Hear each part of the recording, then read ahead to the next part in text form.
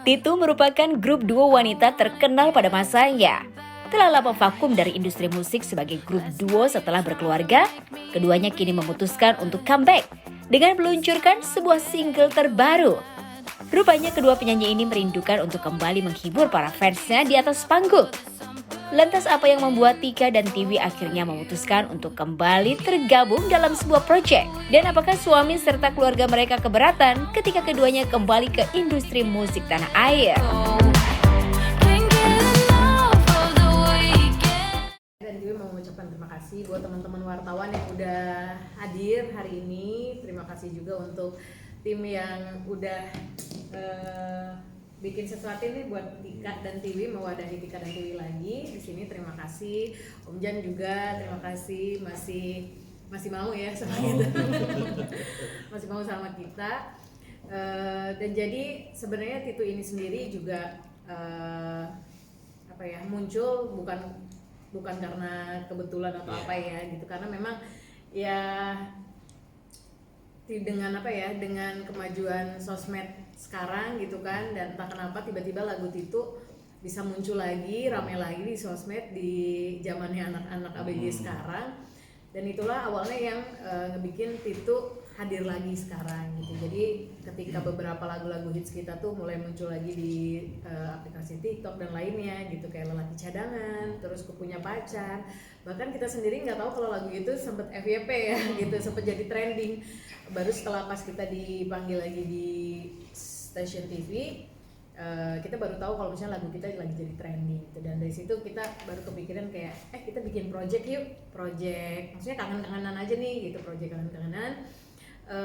Sempet ke beberapa musisi juga minta lagu gitu dan segala macam, tapi akhirnya jodohnya sama bapak ini lagi. Nah ini salah satu juga yang bikin lagu-lagu hits kita ya, mengawali karir kita. Jadi ya memang udah jodoh, memang udah jalannya, mungkin kita mesti bareng-bareng lagi dengan tim lama kita ya. Mudah-mudahan project comeback ini, project silaturahmi ini, kalau kata Om Jan, ini bisa berjalan lancar dan jadi project yang panjang lah insya Allah. Diwakili sih sama Tika,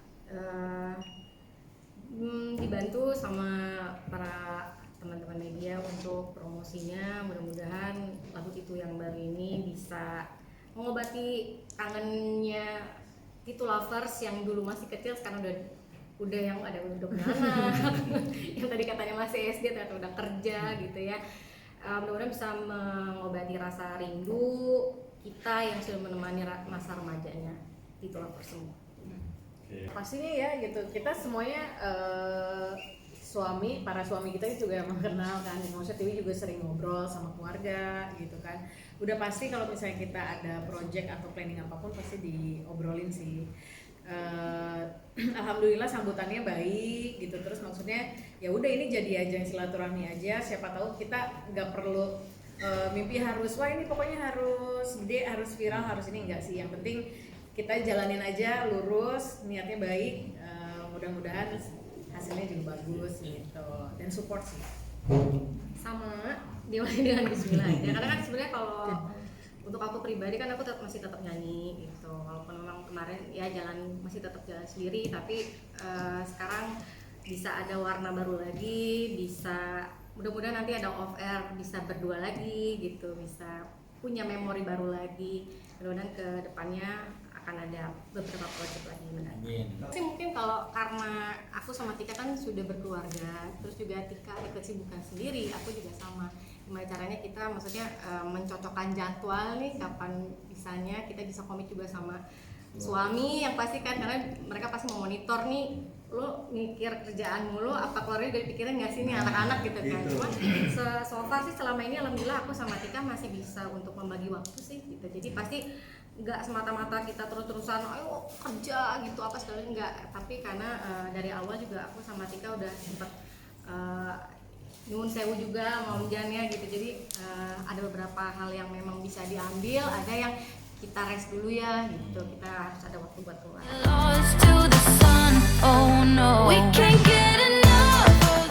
Setelah keduanya memutuskan untuk kembali dalam grup duo Titu, Tika dan Tiwi sepakat untuk tetap memiliki waktu bersama keluarganya masing-masing. Adakah kesulitan yang dirasakan keduanya dalam membangun chemistry kembali setelah lama vakum dari grup duo ini? Dan adakah kendala dalam proses rekaman lagu bagi keduanya?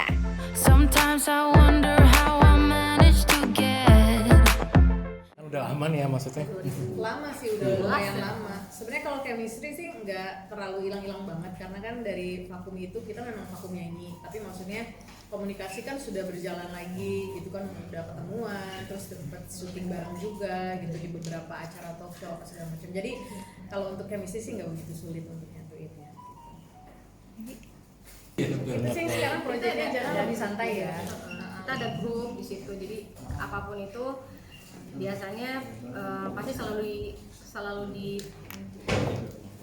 selalu di share. Tika bisa apa nggak tanggal segini, Tiwi bisa nggak tanggal segini gitu. Kalau misalnya memang ada kecocokan, yuk gas gitu. Kalau misalnya enggak, kita cari tanggal. Untuk di lagu ini sendiri ada kesulitan nggak sih? Mungkin ketika Kak Tiwi karena kan ini kan kamu nanya kan karena efek dari viral ya si aktor video klipnya itu sendiri. Alif ya. Ya. Mungkin karena kita udah biasa sama lagu-lagunya Dodi kali ya gitu, maksudnya yang memang Dodi udah paham banget sama karakter kita, gimana lagu-lagu itu, jadi kita nggak terlalu susah nyesuaiinnya sih. Cuman kalau misalnya ini paling karena kan ini proyeknya gercep banget nih kalau kata Unjan, jadi kita memang sempet nggak terlalu lama ya mempelajari lagu ini, jadi sempet pas masuk ke tempat rekaman masih kayak ngapalin gitu, terus mulai nyocokin bagi-bagi suara gitu, itu aja sih proses kreatif dari. Kalau sebenarnya dari awal sih jargon semua dari Bapak Dodi. Jadi kayak saya laki cadangan dulu ya, ada brownies gitu. Kalau yang sekarang ini memang sebenarnya kita terima jadi, cuma memang keterlibatan kita hanya di boleh nggak nih revisi kata-kata gitu kan, kayak misalnya ada apa gacoan gitu, kayaknya kurang gimana ya gitu. Kalau kita ngomong gacoan, ada juga tentang mantan terus segala macam, mungkin hanya di pemilihan lagu dan beberapa alternatif pergantian kata yang menurut kita untuk seusia kita kayaknya agak kurang pas. nanti diketawain anak pertama saya. Kayak saya sampai ngomong, please deh mas.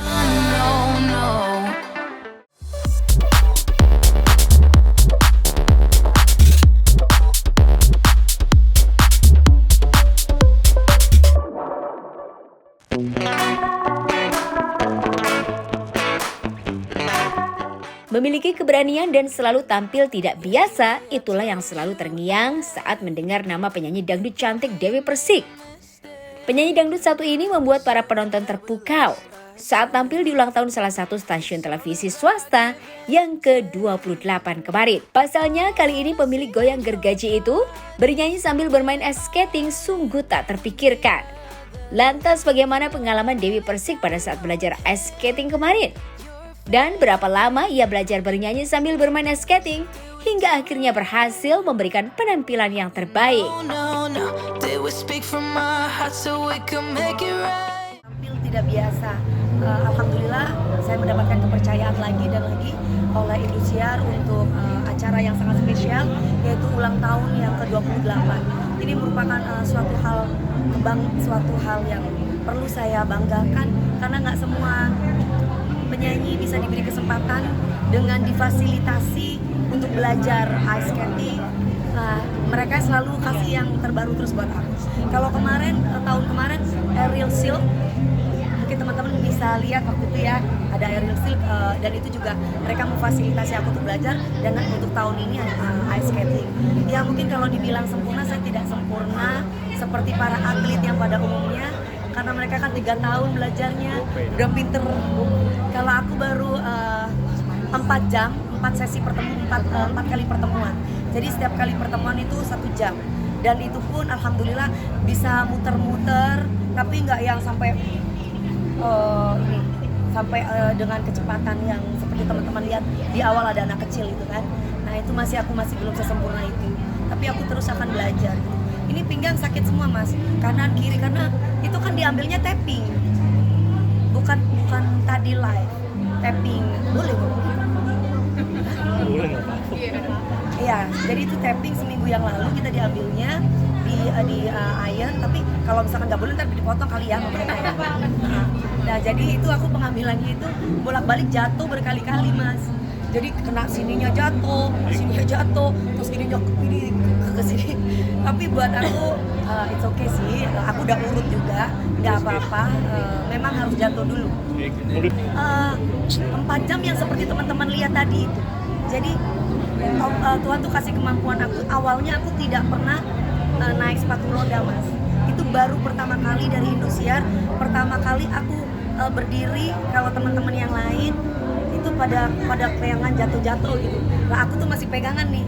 Dari ke coach aku, ada 2 coach, pegangan kanan dan kiri. Lama-lama cuma 1 coachnya. Sekian jam ya, habis itu langsung aku coba sendiri. Jadi intinya nekat aja sih, modal nekat sih. Takutannya seperti apa menyanyi ya? Ya kan mereka pertama bilang ini buat live, jangan dong Bu, mana mungkin aku bisa, aku bilang kayak gitu. Ini sudah kurang sebulan lagi, ini pertama ngomong. Ya udah, pokoknya gue nggak mau tahu katanya. Jadi setiap seminggu sekali lu mesti latihan katanya, 1 sesi 1 jam. Aku tanya dong, kalian berapa jam kalian latihannya? Mereka bilang bisa seperti ini 3 tahun. Hah? Aku langsung gini, ini yang bener aku dikasih treatment kayak gini. Terus katanya Bu Marian, boleh nggak Bu aku belajar dulu? Aku tidak bilang tidak bisa, tapi aku belajar dulu. Nanti kalau pada akhirnya aku angkat tangan, aku nggak bisa, aku minta maaf. Aku bilang kayak gitu. Berarti aku nggak tanda tangan dulu. Terus mereka bilang ya udah kita kasih kesempatan sama kamu. Jadi mereka kasih selama 4 kali pertemuan, 4 sesi. Dan 4 sesi ini aku anggap 4 jam karena 1 jam. Habis itu baru aku ngejuri kemarin gitu. Jadi ya kalian bisa bayangkan bagaimana aku bisa seperti itu, nggak tahu. Ya semua itu dari Allah gitu kan, intinya kan Tuhan yang kasih aku bisa. Terusin nggak nih hobinya? Diterusin. Aku bilang aku nanti mau live. Nah, dan kemarin kan itu sampai itu ada hampir 10 kali loh Mas. Kan aku bilang, Bu bisa nggak Bu aku lip sync aja? Soalnya kan aku gerakan, lu boleh lip sync kalau lu tariannya udah banyak katanya. Lu tariannya yang bisanya cuma muter-muter doang katanya, bilang kayak gitu. Jadi lu mesti nyanyi bener lu, udah dibayar katanya, bilang kayak gitu. Jadi kan Bu Maria kalau ngomong gitu kan. Terus aku, jadi aku harus live nih Bu. Iyalah katanya. Oh ya udah, bayangin Mas 10 kali aku nyanyi live. Terus kemudian bukan itu aja, aku kan jatuh berkali-kali tuh. Terus aku bilang, Bu, kasih spon kenapa sih pantatku? Aku jadi itu kan kemarin itu kan aku kelihatan agak gemuk tuh, yang pakai baju itu dikasih dalamnya itu dikasih kayak pampers gitu, jadi supaya nggak sakit. Nah, kan aku kan jatuh berkali-kali itu sakit Mbak sininya ini, terus jangan sampai tulang belakang. Aku bolak-balik itu jatuh. Aku bilang, Bu, kayaknya aku kasih spon lah Bu, pantatnya aku Bu, kanan kirinya gitu, supaya aku kalau jatuh nggak sakit. Ya itu makanya agak gembala bagian sininya. Jadi itu dikasih spon dan bajunya nggak pas banget. Jadi dalamnya itu dikasih kayak ada bantalnya gitu loh. Enggak apa-apa. Justru aku berterima kasih sama Indosiar karena Indosiar itu satu memfasilitasi aku, memanggil coach private itu kan mahal daripada kita belajar yang rame-rame. Itu belajarnya kan private, jadi rame-rame, nggak rame-rame. Itu 4 kali aku dikasih fasilitas sama mereka, itu udah luar biasa. Nanti aku akan buktikan untuk lebih belajar lah berondong ya. Aku nggak seneng lebih berondong, biasa aja. Aku sukanya itu yang nature. Takutnya jatuh kali tadi. Oh enggak sih, enggak. Aku kalau masalah jatuh atau enggaknya, aku tuh orangnya sudah di saat aku sudah mengambil keputusan untuk ya udah aku nekat bisa, ya aku bisa gitu. Sama itu kan sama justru dancernya tuh yang gini-gini terus gendong aku. Aku tepuk dia. Hei Mas, kamu ya kalau gendong aku yang benar. Soalnya nanti kalau misalkan kamu dredeg getar gitu, nanti akunya jadi nggak pede. Aku bilang kayak gitu. Oh iya ya, udah kamu jangan anggap aku Dewi Persik, udah anggap aku siapa aja, udah ayo kamu gendong aku, udah gendong aku gini. Jadi gitu gendong aku. Grogi. Padahal masih kecil, umurnya berapa? Semua elemen aku sudah, api sudah, air sudah, es. Ya terus apa lagi? Kan ada belum? Hah? Lumpur Lapindo itu kan main film gua dulu. Ada lagi apa ya? Mungkin ada yang Tanah kan udah biasa dance. Apa? Sling udah. Aerial seal kan di sling waktu itu tangannya. Pole dance udah, semuanya udah. Air aku cuma minta satu, nanti kalian boleh tunggu nanti tahun depan. Apa tuh? Ada dong. Angin. Bukan, ini berbeda. Aku mintanya di laut. Dalam air. Oh. Mungkin jangan dulu, jangan diomongin dulu, jangan. Tadi udah. Ini udah diomong. Tadi katanya rahasia, kan udah ngomong sendiri. Yang ekstrim. Iya. Ya alasan ekstrim. Karena hidup aku kan sudah ekstrim. Bener. Sesuai. 3 kali ya kan, ekstrim banget perempuan secara. Udah gitu kalau yang biasa-biasa itu tidak sesuatu. Jadi harus luar biasa. Jadi makanya aku selalu minta yang luar biasa. Itu kasih Ada sempat. We got me spinning round.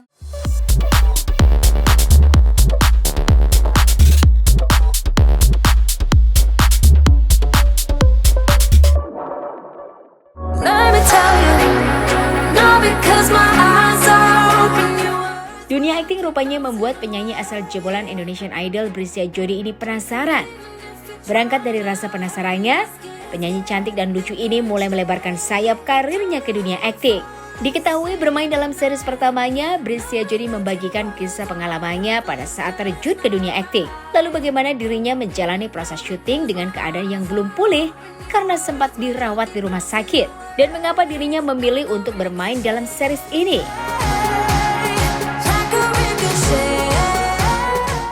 Ini series pertama aku ya. Iya, ini series pertama aku. Jadi karena aku awal-awal aku tuh sempat sakit di rumah sakit opname gitu. Jadi pas aku calling syuting day one, itu aku masih sakit sebenarnya. Dan itu syutingnya ini scene sebenarnya paling merinding banget serunya. Syutingnya di air terjun. Dinginnya mungkin udah tumbuhlah es batu di situ, dingin banget air terjunnya. Terus kita pokoknya berpakaian yang kalian harus nonton. Nah itu tantangan terberat. Padahal baru hari pertama langsung ngerasain, buset, syuting series segini capeknya, segini susahnya, segini. Gila sih, berjuangnya tuh parah banget sih itu. Tapi karena peran aku di sini tuh aku suka banget.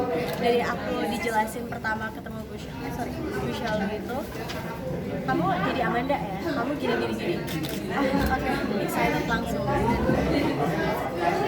Ya semoga hasilnya bagus sih. Ini karena pertama kali banget main series dan syutingnya lama sekali. Sampai nyanyinya jadi susah banget untuk nerima job nyanyi karena udah gak ada boro-boro untuk nongkrong dan waktu itu untuk pacaran juga udah gak ada waktu. Jadi full syutingnya udah setahun yang lalu baru selesai. Jadi sebenarnya syutingnya tuh sekitar hampir 2 bulan. Terus karena ada satu scene yang pending jadi baru dijalanin kemarin ini Desember, baru selesai Desember. Apa sih yang buat terima series kok? Akhirnya kamu ambil series. Akhirnya, karena waktu itu penasaran, jadi aku iseng-iseng aja pengen bilang gini, aku pengen main series deh, bilang ke manajer aku kan. Terus yakin kok mau main series gitu. Pengen nyobain aja semua hal gitu kan. Terus akhirnya malah dapet tawaran, terus kesini langsung dapat. Jadi emang karena aku pengen aja, aku mau. Takut atau ketagihan? Mau lagi sih series, seru ya ternyata untuk ngebangun chemistry sama pemain lain juga, punya teman baru, pengalaman baru, terus ngerasain beneran kerja setiap hari dari pagi sampai subuh nonstop. Pengalaman beratnya karena itu tadi syuting dari subuh ke subuh dan kebetulan syutingnya itu di Puncak, kadang di Bogor. Jadi dari jam 6 pagi udah berangkat, setengah 6 udah berangkat, sampai sana langsung take, pulang lagi jam 1 pagi lah saya selesai.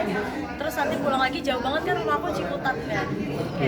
Ini tantangannya sih, dan setiap hari gitu. Dan harus sehat, padahal udah tahu kondisi pasti aku cepet banget drop, tapi ya itu. Lagi sakit Day One. Iya, Dewa lagi sakit. liver sama GERD, jadi setiap berdiri muntah, setiap kemana muntah. Jadi waktu itu bener-bener wah dewan luar biasa banget, tapi dikasih sama Tuhan kesehatan yang luar biasa di dewan, jadi nggak terlalu gelingan, tapi tetap aja perlu pertolongan sih waktu itu. Judulnya kan menarik ya, dan relate judul atau bukan. Seberapa relate sih judul atau bukan buat seorang Jody? Aduh, takut spoiler, tapi yang pasti jangan relate deh ya, jangan relate deh gitu. Pokoknya nih dramanya kalian bakal gregetan abis deh, apalagi sama aku karena kesel lucu. Greget banget pasti kalian. Kayak jadi aku selesai take, udah next scene gitu. Terus nanti yang PU-nya atau yang makeup aku pasti udah gini, gregetan sama lo. Jadi udah nonton di layarnya tuh udah gregetan saking serunya. Jadi ada pengalaman pribadi nggak dari film ini sama? Ada kemiripan nggak dengan pengalaman Enggak, pribadi? jangan. Nggak ada. Kenapa? Ya, Ya, tonton aja deh. Nanti baru tahu. Jangan sampai Ya, kita punya. alasannya apa?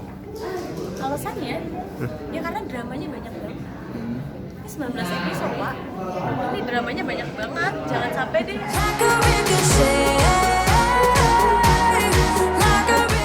Karir yang dijalani oleh Brisia Jody didukung dengan kisah percintaannya yang selalu tampak harmonis. Wanita yang akrab disapa Jody ini mengaku bahwa kisah percintaannya nyaris memiliki kesamaan dengan series yang sedang ia mainkan.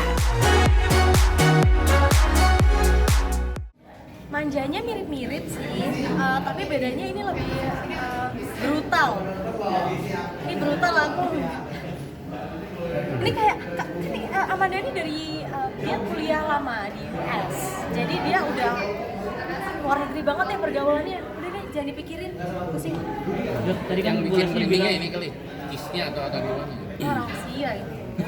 Polisi bilang sempat ini drama komedi absurd. Keabsurdan apa sih yang mungkin Amanda lakukan dalam kisah ini? Aduh, gimana ya? Takut spoiler. Aku di sini udah di jangan spoiler. Absurdan apa ya? Pokoknya apapun yang aku lakuin, aku baru pertama kali kemarin nonton bagian aku dan emang se-absurd itu sih, kayak lucu banget. Aduh, ada satu scene yang emang lucu banget. Kalian harus nonton. Nyeleneh gitu, nyeleneh apa gitu? Nyeleneh lah. Pokoknya kalian tuh setiap nonton Amanda nih ya, pasti kayak lu ngapain sih Amanda gitu. Kayak itu ngapain gitu. Apa yang kamu perbuat? Intinya keluar di Bucinnya sana sama. gitu. Ini orang terbucin di dunia. Kalian harus tahu Amanda itu terbucin parah. Sama kayak. Kak Jody bucinnya kayak gimana sih? Kalau aku bucinnya ya aku suka ketemu terus gitu loh, kangen baru 5 langkah udah kangen. Serius segitunya. Kangenan banget gitu. Berarti nggak bisa jauh dong? Gak bisa. Aku paling gak bisa. Aku seumur-umur gak pernah LDR. Emang bukan gak pernah sih, pernah makanya gagal terus gak mau. LDR paling gak bisa. Jadi baru ditinggal 5 menit aja aku pengen nangis, kangen banget. Walaupun di sebelahku kangen banget. Kenapa ya? Mainan ya? Tapi jadi susah nggak sih? Karena punya maksudnya kalau apa tuh jadi kangenan, jadi susah nggak sih kalau kemana-mana sendiri Kalau tuh nggak kerja bisa gitu. Nah, Oh kalau sendiri gitu, sendiri susah sih. Aku kemana-mana sukanya sama pasangan. Aku selalu punya prinsip kalau kita bisa lakuin berdua, kenapa harus lakuin sendiri? Gitu. Nah ini Dan tapi ya kalau misalnya kerja ya nggak mungkin.